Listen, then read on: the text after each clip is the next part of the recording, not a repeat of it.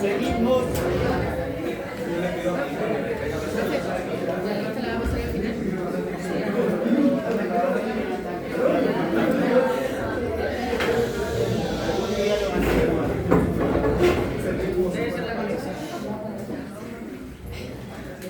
Ya, vamos a ver un concepto que se llama efecto del primer paso. Ya habíamos hablado un poquito de él. Fíjense que esto es importante para cuando veamos fármacos que tienen efectos del primer paso, que son bastantes. Metabolismo del fármaco en el hígado y en el intestino que llega antes de llegar a la circulación hepática. También incluyen en este concepto la parte intestinal, pero en el fondo, esto tiene que ver con algunos fármacos que tienen alguna actividad metabólica en el intestino, que son casi nulos. El importante real de acá es el hígado, ¿ok? El metabolismo hepático. Al pasar el fármaco después de circulación portal por el hígado y tener un primer paso metabólico, esto me va a reducir inmediatamente la biodisponibilidad, es decir, la concentración que voy a tener en el plasma del fármaco que está activo. ¿Qué implicancia o por qué esto es importante clínicamente? Uno, porque voy a reducir la cantidad de fármaco que está en la sangre, pero ahí yo le pondría otra palabra, cantidad de fármaco activo que voy a tener en la sangre. ¿Para qué? Para que esa concentración sea realmente efectiva para cuando llegue a sus receptores. Esto puede ser diferente entre pacientes. ¿Por qué? Primero porque por idiosincrasia. ¿Recuerdan qué es idiosincrasia? Es algo muy propio de cada paciente, ¿ok? que tiene que ver con el funcionamiento del hígado. Puede ser que a mí me hagan exámenes o valoraciones hepáticas y no tenga ninguna alteración patológica, pero aún así mis enzimas tal funcionan un poquito más rápido o más lento, ¿ok? Hay pacientes que lo vamos a llamar, por ejemplo, en cuanto a las diversas enzimas hepáticas, acetiladores rápidos y acetiladores lentos. ¿Alguien toma alcohol, algo de alcohol y se embriaga rápido? Y ahí le están haciendo. Y hay personas que toman 10 y como que, ¿qué pasó? De lo mismo. ¿Cómo? Eso es variabilidad genética, eso es idiosincrasia, y que tiene que ver con que, no sé, por ejemplo, el alcohol deshidrogenasa, la acetilasa, ¿cómo metaboliza el alcohol? Hay unas que son muy rápidas, y si metabolizo el alcohol muy rápido, lo saco rápido, pues me embriago menos. Pero si soy acetilador lento, es muy lento y el alcohol se queda mucho tiempo en el tejido, dando vueltas, y la persona va a sentir los efectos propios del alcohol muy rápido y por mucho tiempo. ¿Okay? Eso tiene que ver con las actividades. Y eso tiene que ver con idiosincrasia. Puede requerir mayor dosis oral de lo habitual. ¿Por qué? Porque si se reduce, tiene un alto metabolismo hepático o tiene alguna variabilidad genética o alguna enfermedad hepática, la dosis puede cambiar también, para yo poder tener una biodisponibilidad adecuada. Y con eso una concentración plasmática adecuada. Fíjense acá, tracto gastrointestinal, pasa la absorción, pasa a circulación y voy a metabolizarme. Fracción hepática alta, vamos a decir que un fármaco tiene una acción hepática alta generalmente cuando es mayor a 0.7, es decir, mayor al 70%. Entonces, si la fracción de extracción hepática de un fármaco es 70%, ¿su biodisponibilidad será alta o baja? Baja. ¿Por qué? Razonemos. Tengo 100 miligramos que acaban de pasar recién de la membrana intestinal hacia la circulación portal, hígado. Ese fármaco tiene enzimas que lo pueden metabolizar, que lo pueden degradar. Entonces, esas enzimas que hacen el efecto del primer paso le quitan el 70% de lo que llegó a ese fármaco. Pasa por el hígado y lo suelta a la circulación general en su forma activa. De 100 que llegaron, si le quité el 70, ¿cuánto me quedó? 30. Ese va a ser el fármaco disponible, ¿ok? O biodisponible. No así si llegaron 100 y ese fármaco no tiene efectos de primer paso. O sea, no se llega a 100, se absorbe, ya tengo la forma activa, se distribuye. ¿Cuánto van a ser la biodisponibilidad de los 100 que llegaron? Pues 100, ¿ok? Porque no tuvo extracción hepática. Se estima que los fármacos en general tengan, no todos, algún grado de extracción hepática, pero pequeñito, ¿ok? Generalmente es menor al 50%, y algunos tienen 10. Cuando tiene mayor al 50% empezamos a decir ya esto es alto, y si es mayor al 70% específicamente, esa tasa de extracción, que lo vamos a ver en algunos fármacos, es muy alto. Lo que quiere decir que la biodisponibilidad es chiquitita. ¿Para qué me sirve esto? Si el paciente, la dosis, por ejemplo, yo sé que X fármaco tiene una alta tasa de extracción hepática, 70%. Cuando yo reviso los estudios clínicos o veo las dosis que me recomiendan, me dice usted debe administrar 500 miligramos cada 8 horas. ¿Ustedes creen que eso ya está hecho en base a esa extracción hepática que se conoce? Ya está hecho en base a eso. Por eso el intervalo es cada 8 y por eso son 500. Pensando en que es, bueno, 500, cuando se absorbe ya no llegan 500, porque entre el porcentaje que se queda fuera sin absorber, etcétera, etcétera, llegan, pónganse ustedes, 400. Pero de esos 400 el hígado le quita 70%. ¿Cuánto me queda?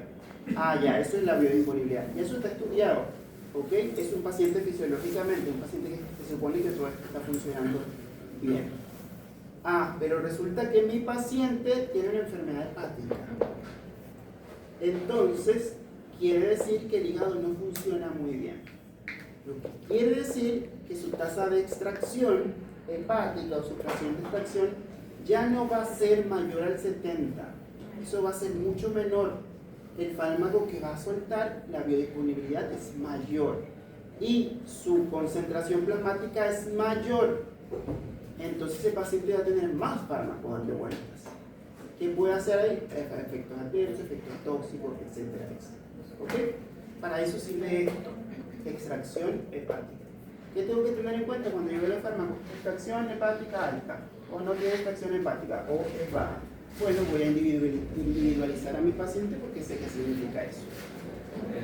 Pacientes que tengan alguna alteración en el hígado que afecte la fracción de extracción hepática, sí o sí va a ser que disminuye la fracción de extracción hepática o también puede aumentar.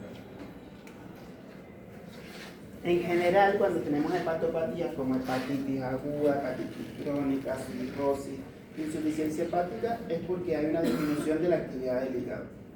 Entonces, en general, voy a tener una disminución de la fracción de, ¿cómo se llama?, de la biodisponibilidad, porque tengo una disminución del efecto del primer paso. Pero eso no es para todos los fármacos. Fármacos que utilizan ampliamente el hígado como efecto del primer paso. Y eso lo vamos a ir viendo poco a poco. El hígado actúa como un filtro antes de la circulación sistémica, ¿ok? Y el filtro es el efecto del primer paso. Por ejemplo, tenemos algunos fármacos como propanolol, morfina, nitroglicerina, verapamilo. Propanolol, esto, ¿alguien sabe qué es? Un antihipertensivo, pero también funciona como antiarrítmico. Morfina para el dolor, nitroglicerina es un vasodilatador, verapamilo es un antihipertensivo y también funciona como antiarrítmico. En general, eso lo vamos a ver después. Esos fármacos tienen una alta extracción hepática. ¿Qué quiere decir eso? ¿Cuánto será su porcentaje de extracción hepática? Mayor a 70 debería ser, mayor al 70%. Entonces, si yo tengo una alta extracción hepática, le bajo la biodisponibilidad oral, porque estoy hablando de que el metabolismo del primer paso ocurre cuando el fármaco atraviesa el intestino, llega a la circulación portal y pasa en el hígado. Pero ¿qué pasa si yo hago que no pase en el hígado? Sino que se lo doy sublingual, por ejemplo. ¿Tiene que pasar por el hígado? No, porque cuando en sublingual voy a tener la irrigación de la base del piso de la boca y pasa circulación de una vez. Ahí no voy a tener la conexión directa con el hígado. Le evito el metabolismo de primer paso. ¿Cómo va a cambiar? ¿Va a cambiar la biodisponibilidad? Sí, ¿cierto? Entonces cuando ustedes ven, por ejemplo, nitroglicerina se puede ocupar sublingual. Propanolol se puede aplicar iverapamilo y morfina por vía endovenosa, por ejemplo. Entonces ya tengo la biodisponibilidad al 100%. Cuando ustedes ven las dosis de un fármaco, por ejemplo, han visto ketorolaco, que es un fármaco para un analgésico, un AINES.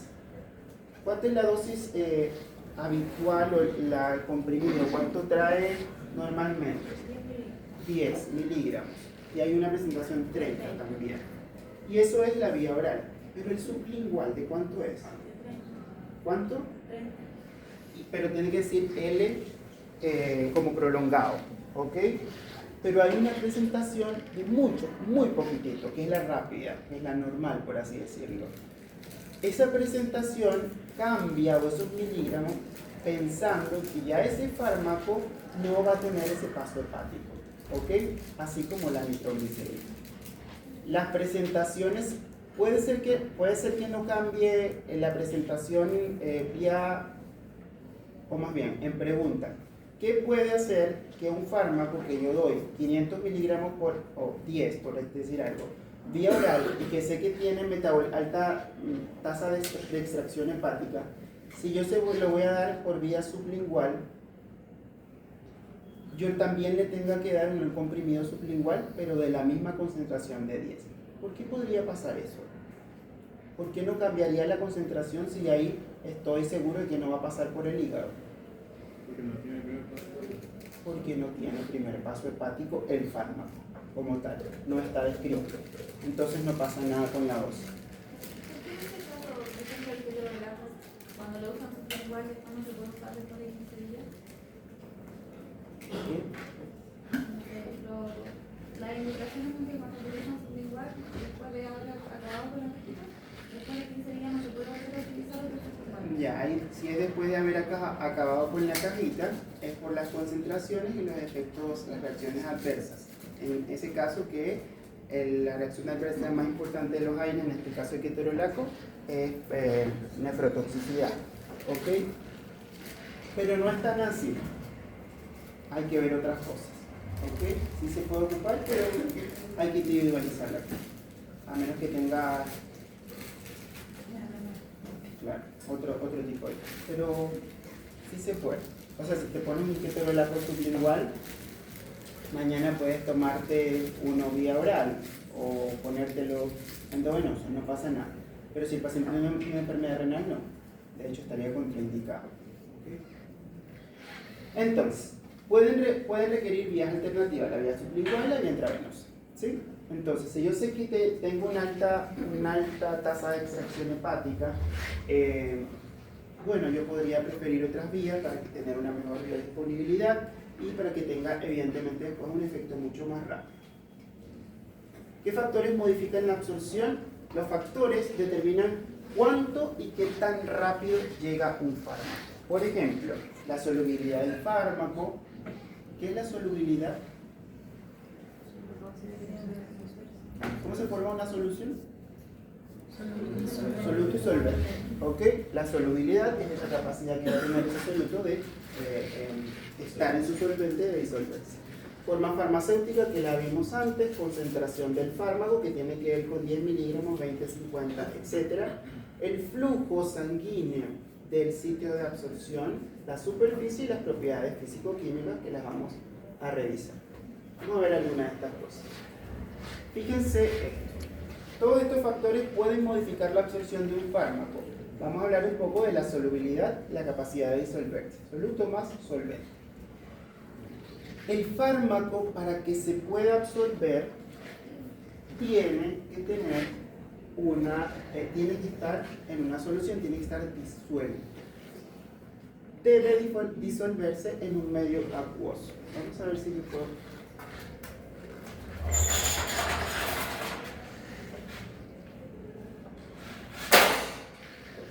Entonces esto es lo que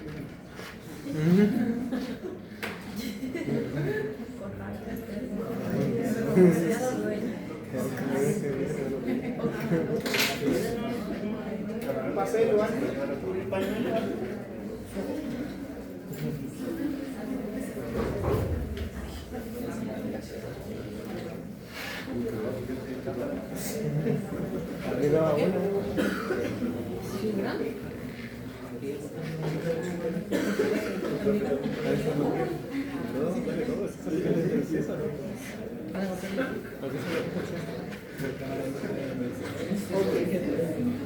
Fíjense algo acá.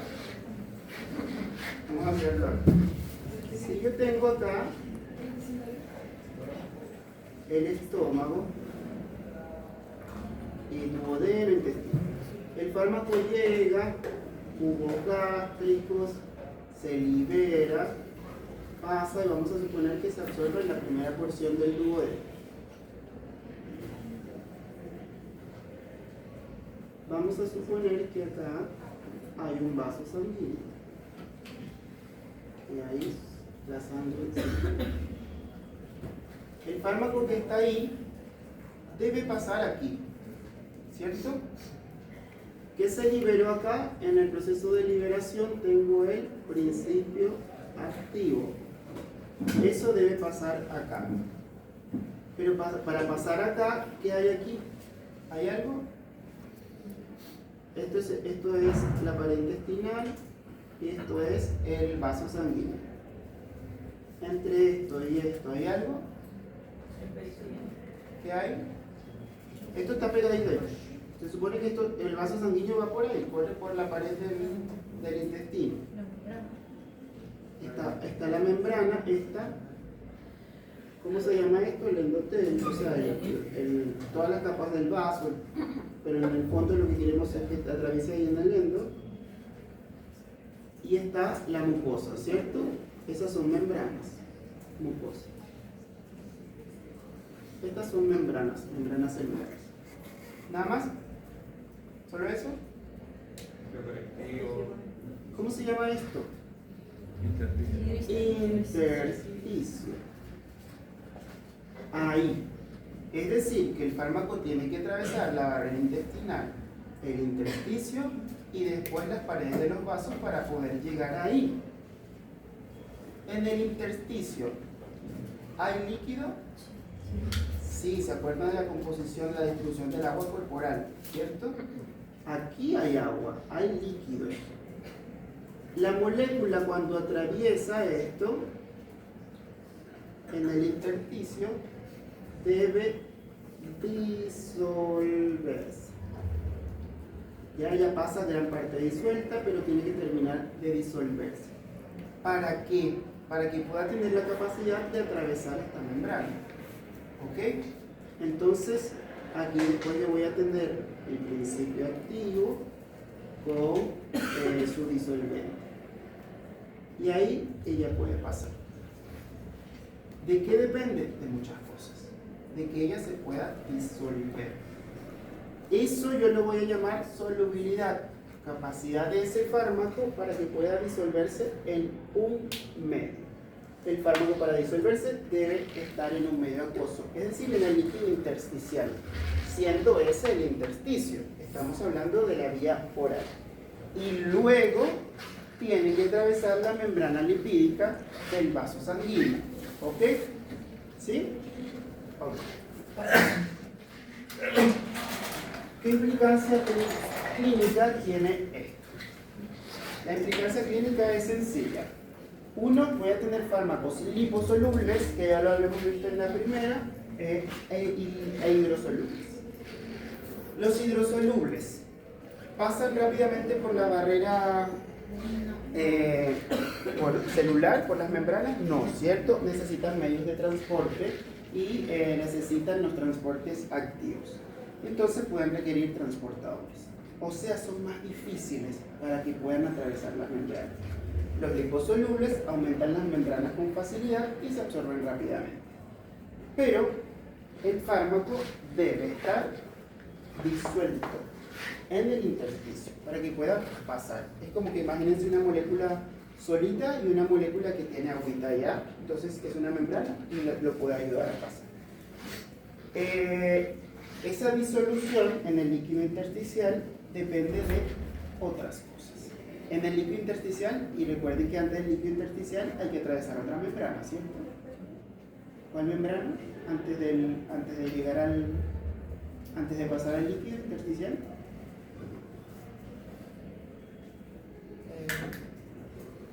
Paso 1, tomo el medicamento.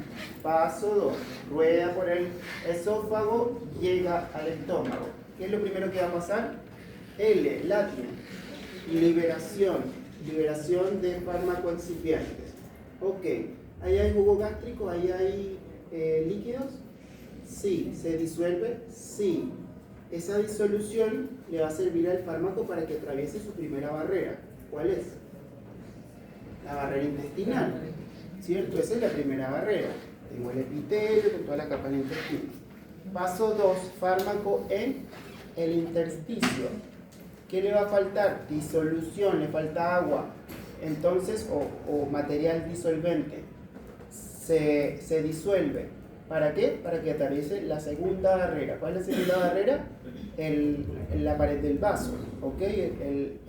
Para que pueda llegar dentro del torrente sanguíneo. Atraviesa la pared del vaso, estoy en torrente sanguíneo. ¿Sí? Entonces, esas características de solubilidad, de su capacidad de disolverse, es decir, de que se pueda disolver en un líquido o en un disolvente, le va a permitir o le va a ayudar al fármaco a atravesar más rápido las paredes. Volvemos al ejemplo. Tengo un comprimido y tengo una solución. ¿Quién se va a absorber más rápido? ¿Por qué? Ya está disuelto. Ya el fármaco está disuelto. ¿Ok? Ya no es que tiene que esperar el agua que se junte. Ya está disuelto. Pasa nomás. Y si es liposoluble, pasa nomás. Pasa barrera intestinal, intersticio, pasa la circulación. Es más rápido. ¿Ok? Entonces, ¿para qué me sirve a mí saber esto? Bueno, quiero un fármaco que de pronto haga un efecto más rápido. No solamente las soluciones en jarabe no solo vienen para los niños porque le ponen sabor a cereza, cherry o lo que sea, sino porque es sencillo la absorción porque están disueltas ya. Entonces su absorción es rápida, ¿ok? Para evitar la falta de absorción a nivel intestinal. Un fármaco que está disuelto se absorbe rápido o mucho más rápido. La absorción depende del equilibrio entre la solubilidad acuosa y la solubilidad lipídica. Ya vamos a ver de qué se trata eso. Ok, ya sabemos, esto es lo que les decía anteriormente. La formulación de los fármacos, si tenemos formas que van a ser líquidas, se absorben muy rápido. Y las sólidas tienen que liberar el principio activo, después tienen que disolverse, desintegrarse, etcétera, etcétera, después pasar. Esto lo hablamos en la gráfica anterior. Acá. ¿Vieron algo de química, cierto? O bioquímica, creo. Naturaleza ácida y básica de los fármacos. ¿Qué es una base? ¿O qué es un ácido y qué es una base? Conceptos así bien básicos. Ácido. El ácido dona electrones. ¿Y la base? Los residuos. Ok, eso es como lo básico. La mayoría de los medicamentos, por no decir casi todos, son ácidos o bases débiles. Pero la mayoría de ellos son ácidos débiles. Ya vamos a ver qué significa esto y para qué sirve todo esto. Un ácido débil, ahí como este, libera un hidrogenión y tiene una forma no ionizada y una forma ionizada.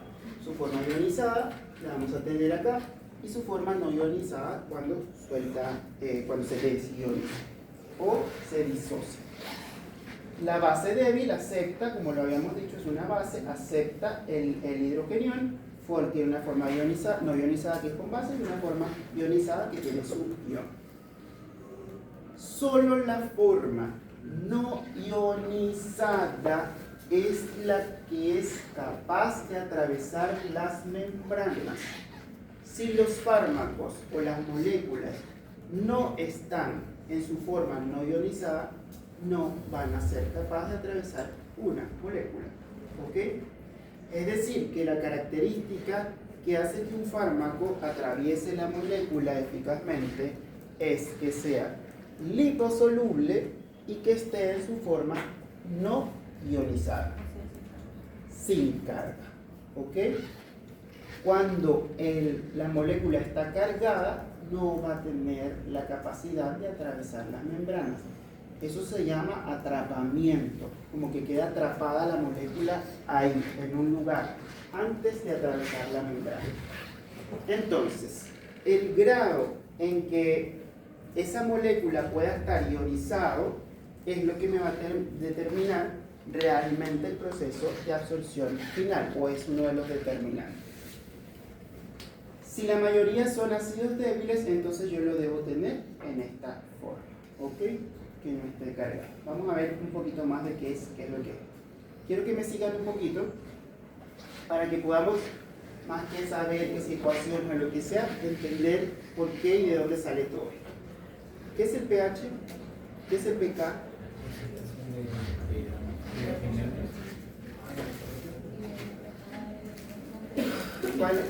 Primero, ¿qué es pH?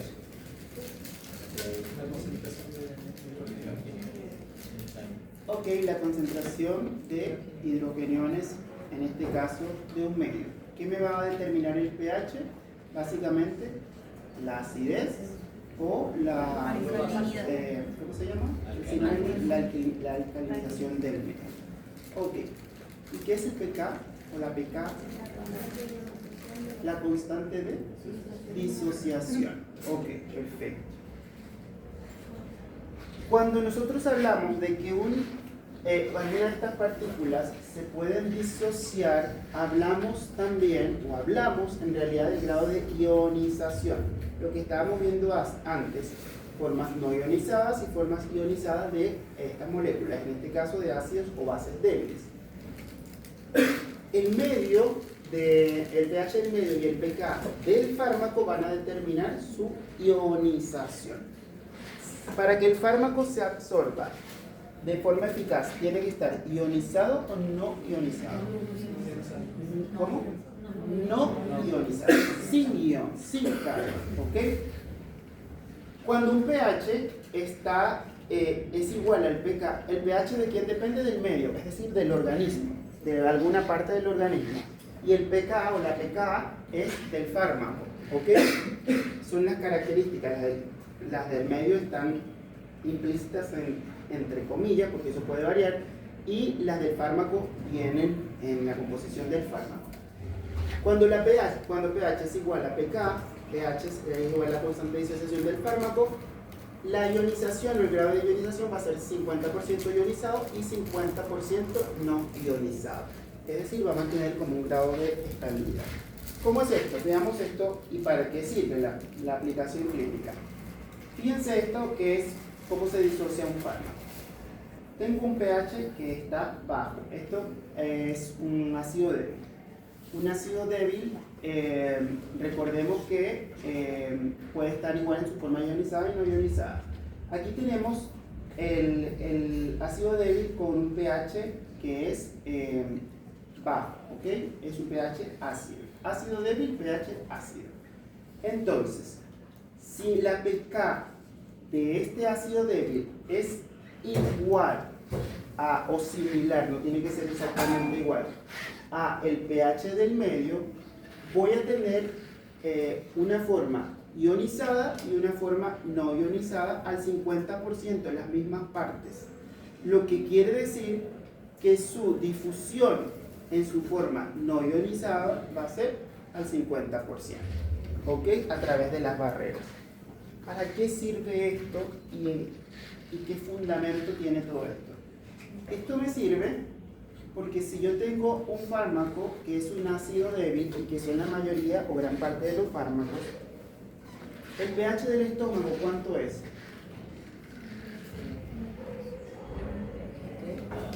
Hasta 2 más o menos, por ahí.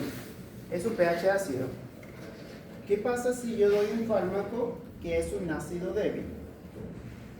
Si es un ácido débil, su constante de disociación, su pK es ácida. Los ácidos débiles son ácidos, su pH es ácido. Y si yo lo pongo en un medio ácido, el pH ácido con una pK similar en un medio ácido quiere decir que se disocia 50% o no. Sí. ¿Se va a absorber? Sí, se absorbe, ¿verdad? Pero si yo tengo un fármaco que es una base débil, es decir, su pK es, su pH es más alcalino, y yo lo doy a las 7 de la mañana sin comer, donde la acidez aumenta, ¿qué va a pasar con ese medicamento? ¿Se va a disociar rápidamente? No, porque su pK es muy diferente o se aleja mucho al pH del medio, que es 2. Entonces no lo voy a tener disociado al 50%, no se va a disociar. Ahí es cuando le dicen, tómese el medicamento con las comidas, porque la comida me aumenta el pH gástrico. Entonces, si esto es una base, entonces yo lo voy a disociar con cuando el pH realmente sube. O no se tome este medicamento solito, porque este medicamento es un ácido débil. Tiene que estar un medio ácido para que él se pueda disociar y con ello aumentar su absorción. Por ejemplo, la levotiroxina. ¿Ok? Por eso ustedes le dicen, tiene que ser solo sin nada casi agua para que sea el pH bien ácido para que se disocie al 50% y yo pueda aumentar su absorción. ¿Me explico? Ok. Yo no quiero darle una clase de química ni nada de esto. Lo que quiero es que razonemos por qué hacemos las cosas. ¿Ok? No porque, bueno, porque se tiene que dar en la mañana con la comida, sin la comida, o lo que sea. Eso tiene una explicación. Aquí podemos hablar de Henderson-Hasselbalch, de logaritmo, de no sé qué, pero no vamos a hablar de nada de eso. Vamos a hablar a entender por qué estamos haciendo lo que hacemos en la práctica clínica. ¿Ok? Ahora, ¿cómo se comportan los fármacos? Ácidos débiles, bases débiles. pH bajo, voy a tenerlo no ionizado. Y esto se absorbe mejor, lo que acabamos de hablar. Si yo tengo un fármaco que es un ácido débil, tiene un pH bajo. Su pK es similar a un pH ácido. Si yo tengo, o sea, absorción, estamos hablando del medio gastrointestinal, cuando llega a nivel gástrico. pH bajo, ácido débil, más forma no ionizada, mejor absorción. pH alto, voy a tener la forma más ionizada, no se va a disociar completamente y menor absorción. Entonces, cuando ustedes vean un medicamento cuya pK es similar al pH, o que viene el medicamento les digan que eso es un ácido débil, ¿qué voy a pensar yo? Yo no tengo que pensar en logaritmos, nada. ¿Qué tengo que pensar yo? Que para que ese paciente tenga una absorción más eficaz, tengo que tener el medio ácido, si es que le voy a dar por vía oral. ¿Cuándo yo tengo un medio ácido? ¿Antes o después de comer? Antes de comer. ¿Ok? No con la comida. No, el paciente no se va a tomar el medicamento con un cappuccino, no se va a tomar con un latte, no se va a tomar después de la comida. Todo eso aumenta el pH y el medicamento no va a tener la capacidad de disociarse correctamente y por lo tanto menos absorción. ¿Sí? Entonces es mucho más sencillo que aprenderse el logaritmo y todo esto, saber la naturaleza del fármaco y saber cuándo me va a cambiar el pH. El sitio de absorción depende del pH del medio. ¿Se entiende esa clase? ¿Por qué el sitio de absorción dependerá del pH del medio? Se hace más o menos así. Porque si yo tengo un fármaco que es un ácido débil y me pongo a pensar en los pH del tubo gastrointestinal, ¿dónde es más ácido? En el estómago. ¿Se va a disociar ahí rápidamente? Sí. ¿Dónde se va a absorber? Ahí. Se disocia y pasa. Y si es liposoluble pasa, atraviesa la membrana. Ya tengo la capacidad. Pero resulta que, bueno, tengo alguna patología gástrica, me ha cambiado el pH, a lo mejor tengo alguna patología más ulcerativa a nivel duodenal, el pH se ha acidificado, entonces ahí es donde tengo mejor disociación del fármaco. Bueno, me cambia la cosa, ¿ok? Pero eso es en patología. Fisiológicamente ya los fármacos vienen y dicen, se absorbe en la primera porción del intestino, en el yeyuno, en el estómago, etc. La mayoría de los fármacos los vamos a tener con absorción gástrica, duodenal y primeras porciones de yeyuno por ahí, ¿okay? Como las vitaminas, la mayoría. Ah, bueno, y la base es todo lo contrario, ¿ok? A ver, razonemos. Si yo tengo una base débil, ustedes me dicen, este medicamento es una base débil. ¿Cuándo le va a sugerir al paciente que se lo tome? ¿A qué hora del día o si hay algo especial? Después de comer o cuando esté comiendo, ahí a mitad de la comida, que se lo tome. ¿Cuándo no se lo voy a sugerir? Nunca. En ayuno. No se lo puedo dar en ayuno, porque no se va a disociar. Pierde. Después el paciente, es que no me está haciendo nada el medicamento. Ah, le cambié, no sé, el antibiótico. Claro, no se absorbe, porque lo estamos haciendo mal. ¿Sí? Ok, entonces, la concentración también cambia un poco del medicamento. A mayor concentración, mayor velocidad de absorción. Esto aumenta el gradiente y favorece la difusión pasiva. ¿Concentración de qué? ¿Qué tan concentrado esté este medicamento? ¿Qué tan en la forma farmacéutica? ¿Ok? A mayor cantidad o concentración de ese medicamento en la forma y en el medio, evidentemente la difusión o la absorción va a ser mucho mejor. Se disocia y se absorbe. Y el pH pK determina en el grado de ionización, ya lo habíamos visto. Entonces solo la forma no ionizada se va a absorber. ¿Esto qué es? Henderson-Hassan. No nos vamos a meter en eso, pero tiene que ver con pH pK. Ok. Los ácidos se absorben mejor en un pH ácido y las bases se absorben mejor en un pH alcalino. Es sencillo recordarlo. Si es ácido débil necesito pH ácido y si es base débil necesito pH básico. Ahora, viene el siguiente razonamiento. Cuando lo voy a aplicar en la clínica, ya, cuando es más ácido el pH del estómago, cuando es más básico el pH del estómago. Es eso, ¿sí? Sencillo. Hay algo que se llama trampa iónica. La trampa iónica es lo que estábamos conversando un poquito antes, que tiene que ver con las formas ionizadas. No atraviesan membranas, quedan atrapadas. Miren antes de este dibujito. Está acá. Esto es del cápsula. Fíjense, esto es la barrera lipídica de la mucosa intestinal, esto es el jugo gástrico y esto es el plasma. ¿Me siguen en eso o la pongo más grande? ¿La pueden ver? ¿Esta dibujito? Ok.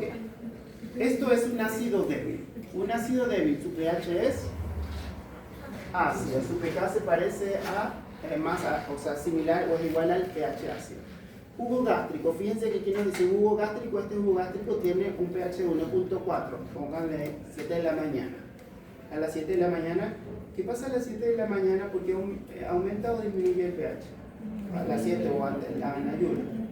Disminuye. ¿Por qué? Porque el estómago se está preparando y eso tiene que ver con el ritmo circadiano y el cortisol. ¿Ok? Entonces, yo doy un medicamento que es un ácido débil en ayuna cuando el pH es 1.4. Fíjense qué le va a pasar a ese medicamento. Se va a disociar. Eso lo que quiere decir es que cuando el pH es igual o similar al pK, el medicamento se disocia 50% en su forma no ionizada y 50% en su forma ionizada. La forma no ionizada es la que es capaz de atravesar las barreras. Entonces, ¿qué pasa? El medicamento se disocia rápidamente y atraviesa la barrera en la mucosa, ¿ok? La barrera gástrica. ¿Qué pasa? Aquí se salta un paso que me falta intersticio, pero no importa, vamos a suponer que llegó al plasma. Llega el plasma, ¿llega la forma ionizada o no ionizada al plasma? La no ionizada porque fue la que puede atravesar membrana. Pero ¿cuánto es el pH del plasma? 7.4. Y esto venía de un pH de 1.4 siendo un ácido débil. Él no es que deja de ser un ácido débil, sigue siendo un ácido débil. Son pHs diferentes. ¿Qué le pasa cuando está en un pH muy diferente al de él? ¿Qué le va a pasar? Se ioniza. Cuando se ioniza, ¿puede volver a atravesar la barrera? No, por eso se queda dentro del plasma. ¿Ok? Si vuelve a encontrar una zona donde el pH vuelva a bajar, él vuelve a su parte o a su porción no ionizada y la puede atravesar. ¿Se entendió? Ok. Entonces, la trampa iónica habla un poquito de esto. El fármaco atraviesa la membrana en su forma no ionizada, ya lo vimos, cambia el pH del medio, se ioniza. Si cambia el pH del medio, se ioniza, ya no puede regresar, queda atrapado. Eso es lo que queremos, normalmente esto es lo que queremos que pase hacia cuando llegue al plasma, ¿cierto? Que llegue al plasma, que se vuelva en su forma ionizada y que circule en el plasma para que se distribuya. Ahora,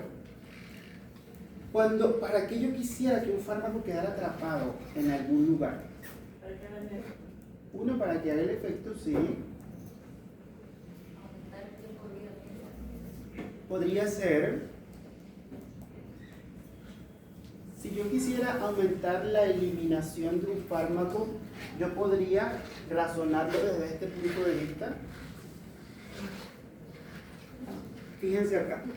Si tengo una base débil, por ejemplo, un ácido débil, por ejemplo la aspirina, en un medio alcalino como este se va a ionizar y queda atrapado ahí. Es esto exactamente. Si tengo una base débil, como las anfetaminas, en un medio ácido se ioniza y queda atrapado. ¿Ok?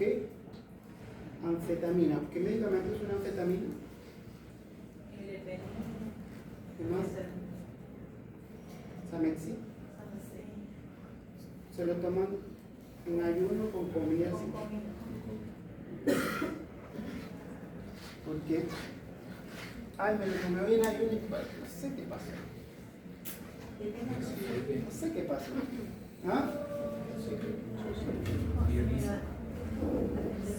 Si se toma en ayuno, se encuentra con un medio ácido, se ioniza, o sea, está en su forma ionizada y queda atrapado en el intestino. Y después, pero es que mira, después el pH va aumentando a medida que baja el intestino. Bueno, porciones de él se puede absorber a nivel intestinal, eso sí es cierto, ¿ok? Pero no es lo ideal, tiene que ser con comida, ¿ok? Ok, ¿cuál es la aplicación clínica de esto? La modificación del pH urinario para aumentar la eliminación. Mira, tengo otra aplicación. ¿Cuánto es el pH de la orina? pH del plasma, ¿cuánto es? 735, 745, 74. pH del estómago, promedio de 2, baja hasta 1 y algo en el ayuno, qué sé yo. ¿Y la orina? Segurísimo.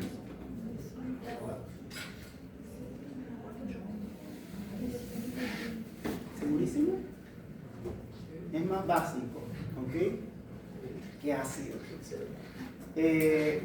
Cuando yo modifico el pH urinario, yo puedo aumentar la eliminación de ciertos productos. Por ejemplo, si yo tengo un ácido, si alcalinizo la orina, me va a eliminar los ácidos débiles. ¿Por qué? Ácido débil en un medio básico. Se ioniza, queda atrapado en la orina y se expulsa. ¿Ok? No se vuelve, cuando pasa por los túbulos, no vuelve a reabsorberse porque se ioniza inmediatamente al pH urinario. ¿Ok? Y si yo acidifico la orina, puedo eliminar las bases. ¿Por qué? Porque se ioniza. ¿Para qué me sirve eso? ¿Para qué me sirve saber eso?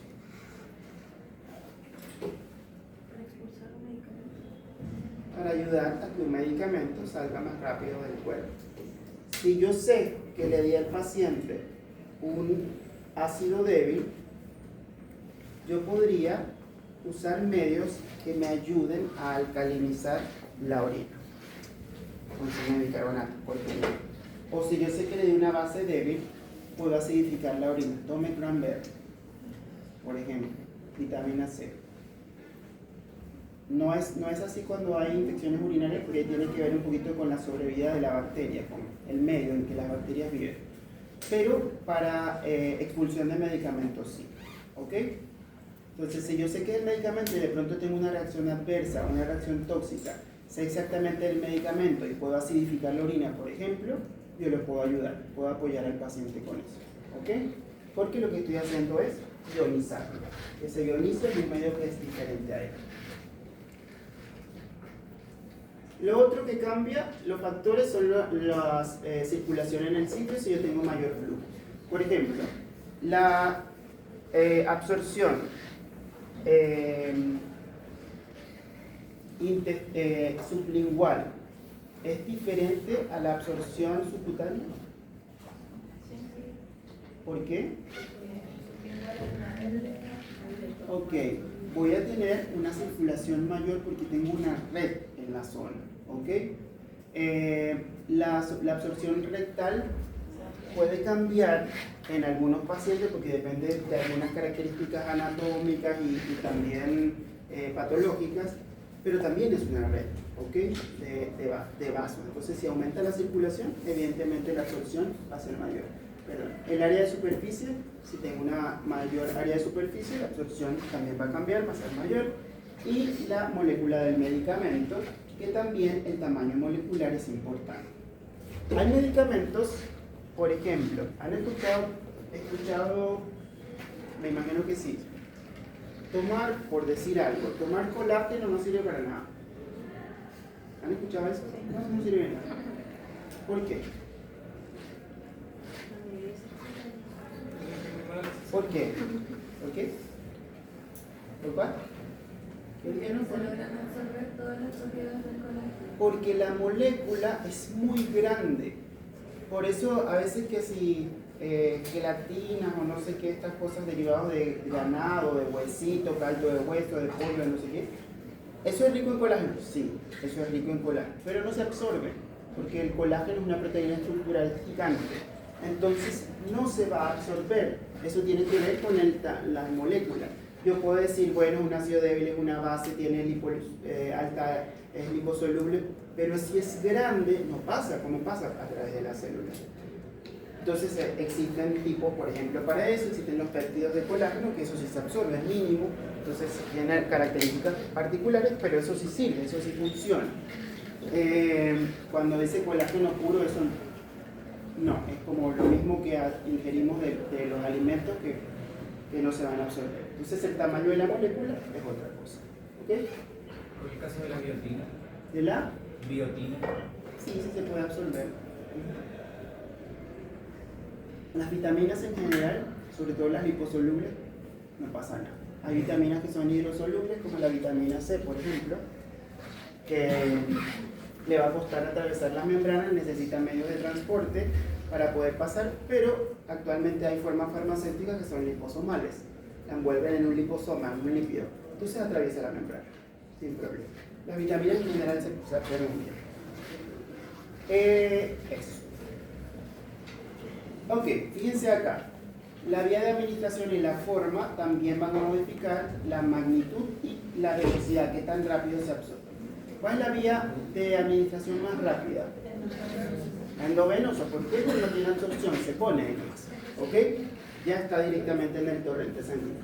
Luego tendríamos la vía intramuscular, ¿ok? Que tiene que ver también con la superficie, el flujo y la capacidad de absorción. La vía oral, que va a cambiar un poco ahí dependiendo de esto que está acá. Y la vía rectal, que también puede cambiar esta curva en capacidad y tiempo de absorción, porque depende un poco del paciente y del medicamento. Pero en el fondo la vía más rápida, por así decirlo, y el efecto más inmediato lo voy a tener con la vía intravenosa. ¿Ok? Después ocupo la vía intramuscular y después puedo ocupar la vía oral. La rectal puede ser variable porque puede tener muchas aristas, patologías del paciente, edad, patologías asociadas al lugar como patología hemorroidal, etcétera, etcétera. Entonces esto puede ser variable. Y respecto a los tipos de presentaciones, fíjense, solución, cápsulas, comprimidos. ¿Cuál se absorbe más rápido? Por vía oral, evidentemente, la solución. ¿Por qué? porque ya está disuelta. ¿Se acuerdan? Una de las propiedades que tengo que tener es disolución. Ya está lista. Después las cápsulas. ¿Por qué? Porque las cápsulas blandas, generalmente las cápsulas tienen cubiertas gelatinosas. Casi apenas que toca el agua corporal, ella se empieza a disolver de inmediato. Y el comprimido le va a costar más. Le va a costar más los procesos de liberación. ¿Ok? Y con ello de disolución. Eso. Entonces, me duele mucho la cabeza. ¿Qué me compro? Quiero algo que me actúe un poquito más rápido. Esto es algunos minutos. No es que es gran cosa, pero puede influir en mi decisión. Ya, ¿te doy el analgésico que viene en comprimidos o el que viene en cápsulas? Cápsulas, ¿ok? Porque se va a liberar y se va a absorber más rápido. Y por lo tanto, voy a tener un efecto un poco más rápido. ¿Sí? Eso. La velocidad de absorción determina el inicio del efecto. Ahora viene algo que se llama distribución. ¿Hasta qué hora es esta clase? 11:15. Ya. Queda a ver hasta dónde alcanzamos. El fármaco ya se liberó. El fármaco ya se absorbió. Ya pasó entre la barrera gastrointestinal, intersticio, plasma. Ya tengo el fármaco en el plasma. ¿Ahora qué le va a tocar? Distribuirse por todo el organismo. Entonces, aquí voy a tener el paso del fármaco a la circulación sistémica. Se distribuye hacia los tejidos y hacia los órganos de todo el cuerpo. Distribución, es sencillo ese concepto. Ahora, esto es importante. No todos los tejidos reciben el fármaco en la misma cantidad y en el mismo tiempo. Eso es evidente, ¿no? ¿Por qué? Porque el fármaco, para que tenga la capacidad, cuando está en sangre, se distribuye, se va a través de los compartimentos. Pero después, para atravesar el tejido, tiene que atravesar el intersticio y tiene que atravesar membranas. De eso dependen las características de ionización y de liposolubilidad. ¿Okay? ¿Qué factores influyen en la distribución? Bueno, lo fisiológico, el gasto cardíaco. ¿Por qué el gasto cardíaco influiría en la distribución de un medicamento? ¿Qué tiene que ver esto con que se distribuya más o menos? ¿Tiene que ver como con la hipotensión del medicamento? La hipotensión del paciente. Si un paciente está hipotenso o si su fracción de eyección ventricular es baja, la distribución, ¿cómo va a ser? Baja, mucho más lenta, porque se va a distribuir al ritmo que el gasto cardíaco esté comandando, y con eso la contracción del ventrículo. Entonces eso influye. No es lo mismo tratar a un paciente cuando yo le administro un medicamento que está taquicárdico para ver su distribución a un paciente que está bradicárdico, ¿cierto? Entonces el gasto cardíaco influye. El flujo sanguíneo de cada tejido. Cuando el organismo, ¿dónde mantiene su flujo sanguíneo preferentemente ante cualquier cambio en el gasto cardíaco? ¿A qué tejidos? ¿Cómo cuáles? Los órganos vitales, por lo menos el cerebro, el corazón, ¿ok? Lo que es vital. Después a los otros compartimientos y finalmente a lo que es menos vital. O sea, que finalmente los tejidos que van a tener flujos sanguíneos regionales menores, tejidos como la piel, por ejemplo. ¿Ok? Asimismo, dependiendo de hacia dónde vaya más el flujo, se va a ir distribuyendo el medicamento. Si esto cambia, también va a cambiar la distribución. Y el tamaño y el volumen del tejido. ¿Ok? Evidentemente, órganos más grandes van a tardar un poco más en distribuirse. Las propiedades del fármaco, liposolubilidad. ¿Por qué la liposolubilidad es un factor que influye en la distribución? ¿Qué creemos?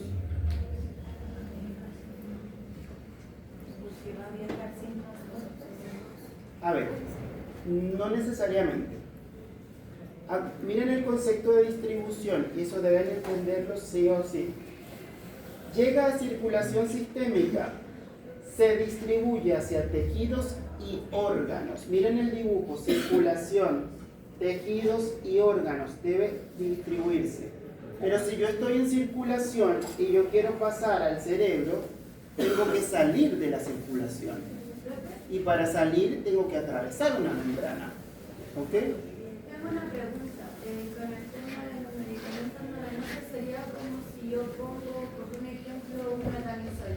Hay gente que es hipotensa por eso. Ok, eso tiene que ver como por el efecto adverso propio de ese medicamento. Pero no tiene que ver con eso. No necesariamente, porque el metamizol tiene como un efecto adverso a hacer hipotensión y eso tiene que ver con su mecanismo de acción, por lo que hace, ¿ok?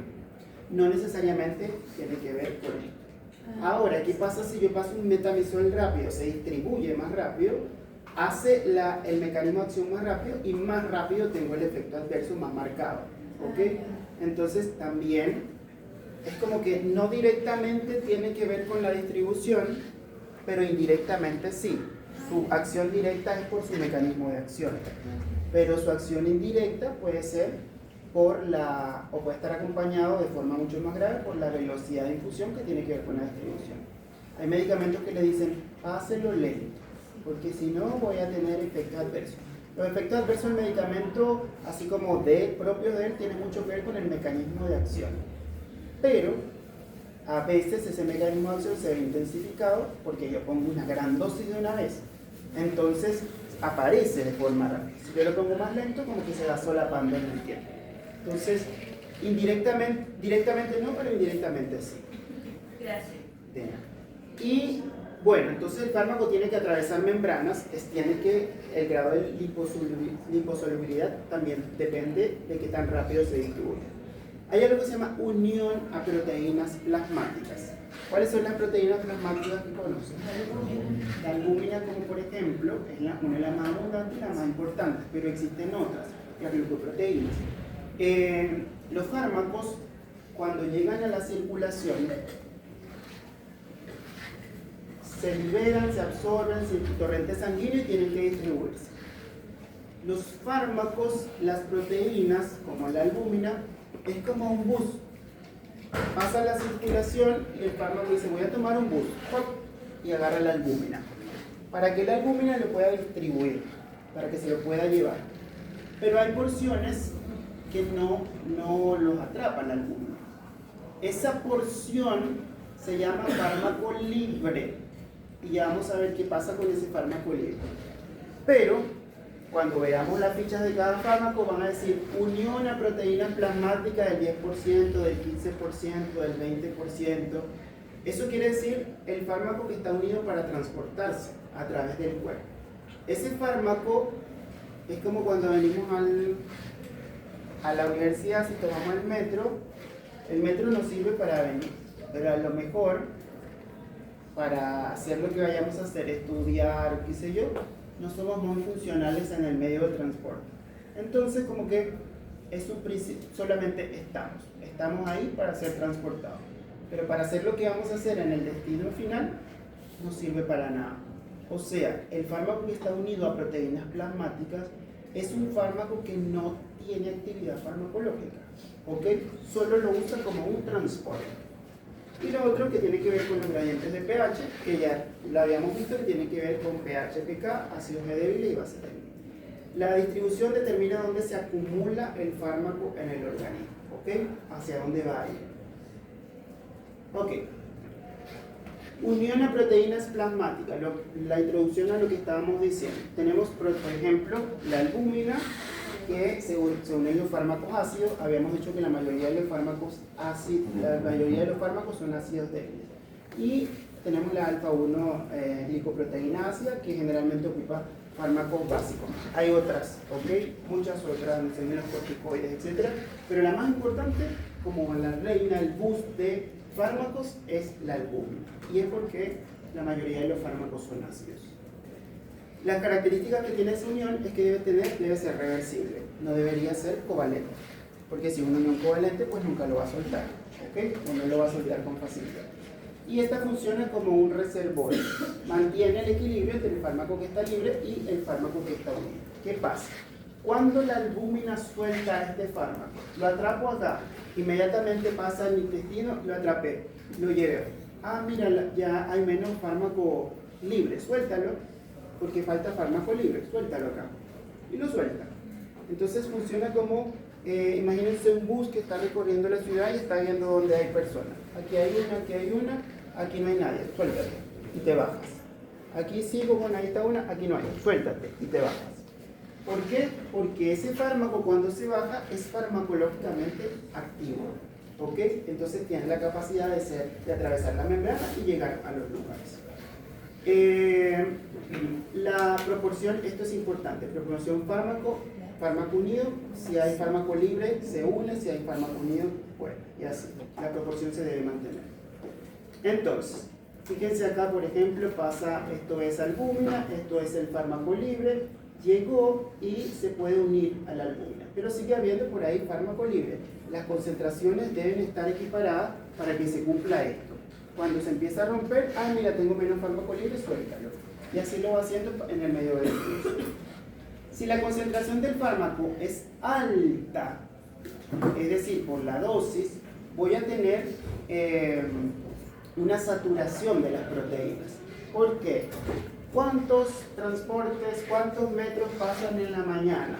No sé, en la mañana pasan 100 metros. Y eso tiene una capacidad de 1000 personas. Pero hoy llegaron 2000 personas y siguen pasando las mismas 100 metros. ¿Qué va a pasar con las otras?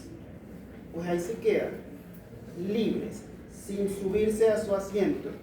¿Y qué va a pasar? La forma libre es la forma activa farmacológica del fármaco. Entonces, si yo tengo un aumento de la fracción libre y un aumento de la fracción activa, tengo un riesgo importante. ¿Cuál será? Toxicidad, reacciones adversas. ¿Ok? En estados clínicos, a veces hay pacientes, por ejemplo, un paciente con una patología hepática, una encefalopatía, una insuficiencia hepática, una cirrosis. La albúmina es una proteína que se sintetiza en el hígado. Si yo tengo una disminución de la albúmina, ahora resulta que normalmente llegaban estos 100 metros, normalmente llegaban a 1000 personas y alcanzaba, pero ahora no fue que llegaron más personas, ahora resulta que en vez de 100 son 50 metros que van a pasar. ¿Qué pasó ahí? Falta el transporte. ¿Qué va a pasar con la fracción libre? Aumenta. Las otras personas se van a quedar, otras 500 que sobraron se quedan ahí. Y es fracción libre del fármaco, ¿ok? Eso pasa en estado de hipoalbuminemia, así se llama, hipoalbuminemia, cuando baja la albúmina. Si yo tengo un aumento de la alfa-1 glicoproteína, como en estados donde el paciente está en inflamación, por ejemplo, un paciente con un proceso infeccioso, sepsis, etc., voy a tener un aumento en la unión de los fármacos básicos, ¿ok? Porque tengo más transporte. Apenas del fármaco, pues la albúmina lo va a atrapar. Si aumenta la unión, tengo menos fármaco libre. Y si tengo menos fármaco libre, probablemente tenga un efecto como más retardado o un menor efecto. ¿Ok? Cambios en la unión pueden aumentar la toxicidad sin cambiar la dosis. Por ejemplo, si ustedes tienen un paciente que tiene insuficiencia hepática y tiene la albúmina baja, a ese paciente le dan un fármaco que tiene una unión a proteínas plasmáticas del 70%, es decir, el fármaco llega a la circulación y 70% de él se une a proteínas plasmáticas. El otro 30% va quedando en su forma activa y libre y es lo primero que va a empezar a hacer su efecto farmacológico. Pero este paciente tiene una albúmina baja. Es decir, ¿qué va a pasar con el fármaco que necesita la albúmina para distribuirse? Se queda libre, no se adhiere. Y si se queda libre, aumenta la concentración y puedo tener toxicidad, porque ese fármaco es farmacológicamente activo. ¿Me explico? Ok. La unión a proteínas plasmáticas es reversible. Esto sigue la acción de la ley de masas. Sencillo. Fármaco, sitios libres. Si tengo sitios libres, el fármaco se une a la albúmina. Se une a la albúmina. Pero si baja la porción libre, entonces puede volver a mi estado original. O sea, puedo soltarlo. Eso ya lo habíamos visto anteriormente. La distribución, solo el fármaco libre atraviesa las membranas. No, la albúmina o la glicoproteína, no, cuando el fármaco se une, recuerden eso, cuando está unido, el fármaco solo tiene una función, transporte, ¿ok? No puede hacer nada más que transportarse. Pero cuando está suelto, se distribuye, pasa, atraviesa las membranas. Entonces ahí va a llegar a su sitio de acción. Solo el fármaco libre se filtra, la unión limita la excreción renal. El fármaco que está unido a proteínas tampoco se filtra, ¿ok? Solo circula, nada más. El equilibrio entre un fármaco libre unido define su efecto clínico final. ¿Por qué? Porque si tengo el equilibrio entre fármaco unido y fármaco libre, ya yo sé que el fármaco libre va a atravesar las membranas y va a llegar a su receptor y va a hacer su efecto. Si se pierde ese equilibrio, si tengo más fármaco libre, el efecto se va a exacerbar y puedo tener reacciones tóxicas. Si tengo menos fármaco libre, porque tengo muchas proteínas plasmáticas, voy a tener menos efecto farmacológico porque está subido, está atrapado en la albúmina, el fármaco o en la glicoproteína. ¿Se entiende eso? Si yo les digo, un fármaco tiene una unión a proteínas plasmáticas del 10%, ¿eso es alto o es bajo? ¿Qué significa eso? Que hay mucho fármaco libre en el plasma. Y ahora en medicina clínica, en farmacología clínica, ¿qué significa clínicamente eso para mí? Que uno, que va a tener un efecto probablemente mucho marcado, porque el fármaco atraviesa y se va a empezar a unir a sus receptores, y dos, que aumenta el riesgo de toxicidad. ¿Ok? Entonces, clínicamente también es importante, porque si yo tengo pacientes que tengan alteraciones de la albúmina y el fármaco es un ácido débil que se une a la albúmina, entonces puedo tener reacciones tóxicas rápidas con ese fármaco. ¿Ok? Entonces cuando ustedes estén viendo un paciente, como ustedes no se acuerdan de esto, de la unión a proteínas y que si albúmina, le pusieron la misma dosis, pero si esa es la dosis terapéutica, a mí me dicen que yo le tengo que poner 1 gramo de X medicamento, de un antibiótico. Y yo se lo di al paciente que no tiene un problema renal, pero tiene la albúmina baja. Paciente con reacción de toxicidad. ¿Pero por qué? Si no tiene problema renal, si no tiene la albúmina baja. Pero es que mira, no se necesita la albúmina para unirse a las proteínas plasmáticas y se ha distribuido. Básicamente lo dejaste libre. Va a ser tóxico. Se va a unir a gran parte a sus receptores y me va a generar los efectos tóxicos. ¿De quién es la culpa ahí el problema? Del médico que no se acuerda de farmacología porque no estuvo ahí más o menos en UPP y no sé qué. ¿Cierto? Entonces eso es importante. Factores que influyen en la unión a proteínas plasmáticas, recién nacidos, ancianos, por ejemplo la edad. Sencillo, menor concentración de albúminas en ancianos y menor unión a proteínas plasmáticas en los niños. ¿Por qué razón la dosis, o una de las razones de la dosis en los adultos cambia de los medicamentos? No es solo por filtración glomerular, también porque tienen menos albúmina. ¿Ok? Entonces, si es un fármaco y alteración en la glicoproteína, si es un fármaco ácido base, probablemente la dosis debería ser menor. En la gestación también tenemos menor concentración de albúmina y factores patológicos como insuficiencias, por ejemplo, hepáticas, pacientes quemados. ¿Por qué? ¿Qué le pasaría a un paciente que está quemado? Una quemadura. Tercero, los pacientes quemados tienen pérdida de las proteínas, se pierde albúmina. Entonces, ¿cómo están las albúminas? Baja. ¿Cómo va a ser la fracción del fármaco libre? Alta. ¿Tengo que modificar la dosis? Sí, dependiendo de la unión a proteínas plasmáticas del fármaco. Por ejemplo, eso ya está estudiado, que no es que vamos a sacar o adivinar la unión. Si a mí me dicen que un fármaco se une el 70% a proteínas plasmáticas, lo que me está diciendo es que cuando llega el 70% de él se une y otra queda libre. Pero eso ya está estudiado para que yo le dé 500 miligramos cada 8 horas. Listo, perfecto. Eso es así. Pero en el quemado tiene la albúmina baja por la quemadura y todo eso. y yo le voy a dar el mismo fármaco que se une al 70% a proteínas plasmáticas. ¿Qué me está diciendo eso? Que ese fármaco, su estudio, lo que está hecho, necesita unirse al 70% porque yo sé que con esa dosis, el 30% que está libre, es lo que voy a alcanzar la dosis óptima para que me haga un efecto farmacológico. Pero si yo no pienso en la albúmina y le doy los mismos 500 miligramos, es posible que tenga un efecto de toxicidad. ¿Ok? Entonces, por eso es importante ver las proteínas en un paciente. La misma dosis puede tener efectos distintos según el estado clínico del paciente, lo que está diciendo. No importa, usted se podrá defender después si tiene una demanda porque era 1 gramo y usted le administró el gramo y era cada 12 y era cada 12, pero el paciente era quemado. No pensamos en ese detalle. ¿Ok? Que tiene que ver con farmacología. Cambios en las proteínas, bueno, esto es sencillo. Esto es como algunos ejemplos. Si tengo menos albúmina, más fracción libre. Causa, por ejemplo, la cirrosis hepática, que es lo más común.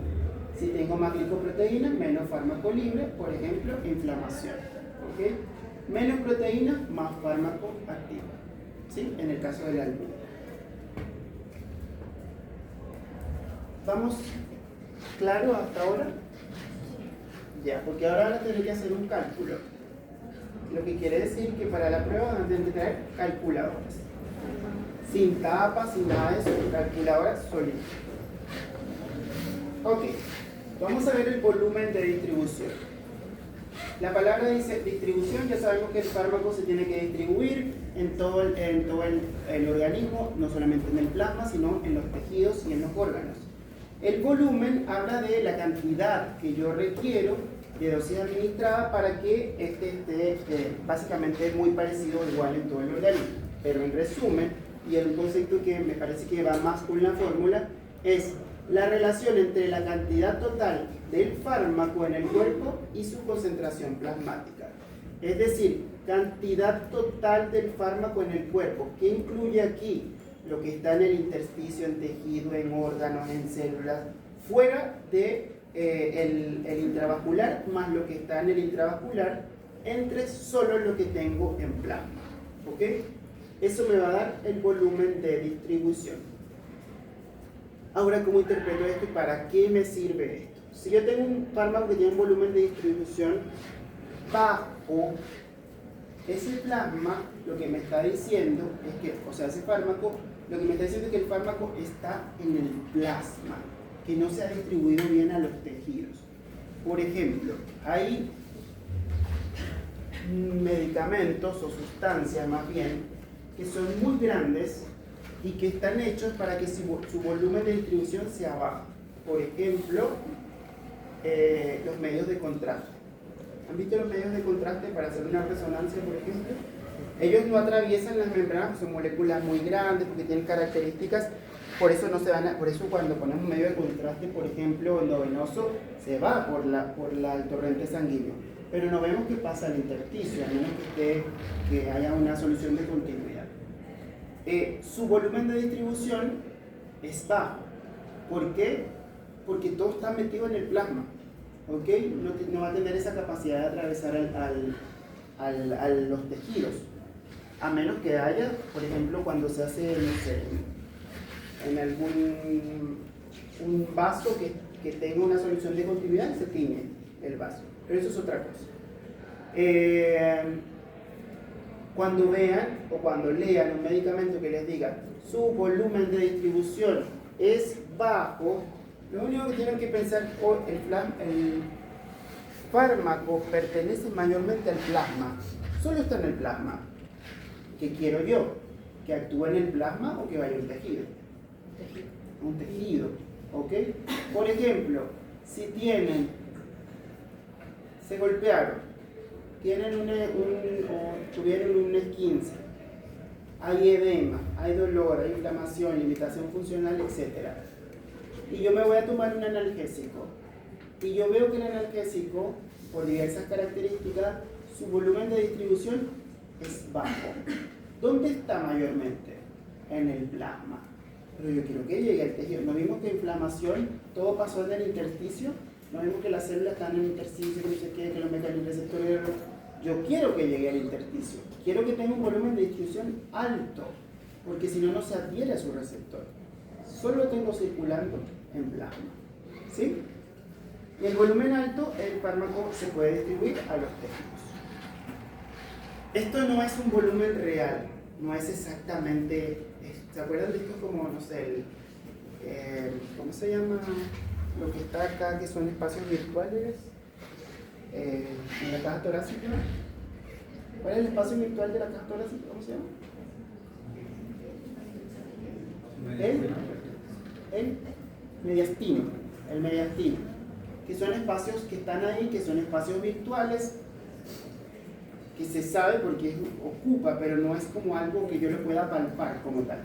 Esto también, esto es un volumen teórico. Se cree que esto debería ser así, porque sería muy milimétrico ponernos a sacar exactamente por las capacidades de los espacios del cuerpo. Pero sirve para entender si el fármaco está o no está en los tejidos. Factores que afectan el volumen de distribución, la unión a proteínas plasmáticas. Si yo tengo un fármaco que tiene una alta unión a proteínas plasmáticas, ¿dónde está el fármaco mayormente? ¿Y su volumen de distribución cómo va a ser? Bajo, porque está en el plasma. Si yo tengo un fármaco que tiene una baja unión a proteínas plasmáticas, ¿dónde va a estar el fármaco? Tiene más porción libre, y la porción libre atraviesa membranas, llega al intersticio, por lo tanto su volumen de distribución va a ser alto. Lo que yo podría decir que la unión a proteínas plasmáticas es inversamente proporcional a su volumen de distribución. ¿Sí? Sencillo. Mucha unión, bajo volumen de distribución. Poca unión, alto volumen de distribución. Pero no se vayan a confundir con el término. Un bajo volumen de distribución no quiere decir que es que me falta volumen para distribuirme, es que está básicamente confinado al plasma. ¿Okay? Unión a los tejidos, bueno, la afinidad tisular que tiene que ver con el volumen de distribución y que tiene que ver con el fármaco. Por ejemplo, el fármaco que les gusta a algún tejido en particular, por así decirlo, por su fórmula química, como la digoxina, por citar un ejemplo. Y eso es muy particular de cada fármaco. La liposolubilidad, evidentemente, si es más liposoluble, si está suelto de proteínas plasmáticas, va a tener un volumen de distribución alto, porque es capaz de atravesar al tejido. La composición corporal también, mayor agua, mayor volumen de distribución, mayor grasa, mayor volumen de distribución. Y la edad del sexo, porque tiene que ver con la superficie corporal. Pero lo más importante de aquí son estas dos cosas, la unión a proteínas y la liposolubilidad. ¿Ok? Fíjense esto. Paciente recibe una dosis intravenosa de 500 miligramos de un antibiótico X. Esto es dosis, ¿ok? Al medir la concentración plasmática, se van a encontrar esto como CP. Tienen 25 miligramos por litro. ¿Qué dice la fórmula? Que yo lo que tengo que hacer es dividir la cantidad de fármaco en el cuerpo versus la concentración plasmática. Y en este caso, el fármaco, ¿por qué vía se dio? Endovenosa. ¿Cuántos miligramos se dieron por vía endovenosa? Porque yo podría poner 500 acá arriba. ¿Por qué? Porque la biodisponibilidad es del 100%. Yo sé que la cantidad de fármaco en el cuerpo son 500, ¿ok? Pero si a mí me dicen que administraron una dosis de un medicamento por vía oral, yo no puedo sustituir eso aquí. Pero me tendrían que dar el porcentaje. Te tendrían que dar la biodisponibilidad. Por ejemplo, si te dicen que se administró un fármaco por vía oral con 500 miligramos y su biodisponibilidad es del 50%, ¿cuánto es lo que voy a poner aquí? 250. porque eso es la cantidad de fármaco que voy a tener. ¿Ok? Entonces, acá es 500. 500 porque son endovenosa, biodisponibilidad del 100%. Y aquí me están diciendo que la concentración plasmática es 25. Acá, saquen eso. 536. 20. ¿Cuánto es el volumen de distribución de este fármaco? Yo creo que eran 20 litros. ¿Cómo? Eran 20 litros. Saquen la cuenta. Sellan aquí, sellan acá. ¿Y quedan? Litros. ¿Cuánto es el agua corporal total? O más bien, ¿cuántos litros de sangre hay en el intravascular? 5 litros, más o menos. ¿Cuánto es el volumen de distribución? ¿Eso es alto o bajo? Alto, porque 5 litros es el intravascular, lo demás se distribuyó, los otros 15. Entonces, su volumen de distribución es alto. Tengo el fármaco en todo el organismo. ¿Sí? Llegó, está llegando y se está en todos los compartimentos corporales. ¿Sí? Van a tener una actividad, esto hasta las 11:15 a 11:30. 11:15 se va a terminar. Déjenme dejarles esto para que puedan hacer la tarea que está al fondo. Volumen de distribución. 2 pacientes reciben una misma dosis de 1000 miligramos de un fármaco. La concentración plasmática del paciente A es 50 y la del paciente B es 10. ¿Qué es lo que hay que hacer? 1000 entre 50 para el paciente A y 1000 entre 10 para el paciente B. ¿Cuánto dio el paciente A? ¿20? No sé cuánto da. 20. ¿Y el paciente B? 100. ¿Quién tiene mayor volumen de distribución? ¿Qué quiere decir eso?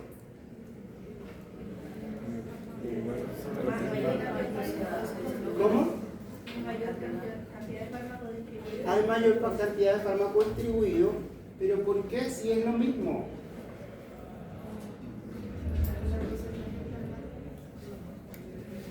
Pueden ser muchas aristas, pero ¿se acuerdan de esto? La cantidad de proteína. A lo mejor hay más fármaco libre y por eso se distribuyó. A lo mejor hay más fármaco activo libre que salió y por eso se distribuyó tan rápido en un paciente. Y quedaríamos acá. O a lo mejor, ¿qué más podría pasar? La liposolubilidad. ¿Por qué? Hay mayor penetración. Es el mismo fármaco y es la misma dosis, o sea, es algo que no depende necesariamente del fármaco, es el paciente, algo tiene que su volumen de distribución es más alto. Lo más probable es que tenga una hipoalbuminemia, ¿ok? Y por eso distribuyó muy rápido. ¿Cuál de esos pacientes tiene más riesgo de presentar toxicidad? ¿El A o el B? El B. Porque me está diciendo indirectamente que su porción de fármaco libre es más grande. Porque el A me sirve como control, por así decirlo. Probablemente ese paciente a lo mejor tenga efectos de toxicidad. ¿Sí? ¿Existe algún volumen de distribución que sea como lo normal? ¿Como algún rango? Si yo te digo que el paciente tiene un volumen de distribución de 5 litros, ¿dónde está el fármaco? Solo en la sangre. ¿Eso es un volumen de distribución? Bajo, porque solo está confinado al sangre. Pero si yo empiezo a decir, por ejemplo, que ella tiene 10 litros, ya yo puedo decir, el volumen está como más o menos igual en tejido que en sangre. ¿Ok? Bajo es menor a 5 litros. ¿Ok? Ok, entonces esto lo van a hacer ustedes. Le voy a decir síndrome nefrótico, una patología renal donde vamos a tener pérdida de proteínas, ¿ok? Para que lo analicen de esa forma. Esto lo vamos a ver en la próxima clase, pero se van a ir acá. Ahí. y van a hacer eso. ¿Ok? Y lo vamos a ver la próxima clase. Nos vemos el día. Espérenme que voy a pasar la asistencia.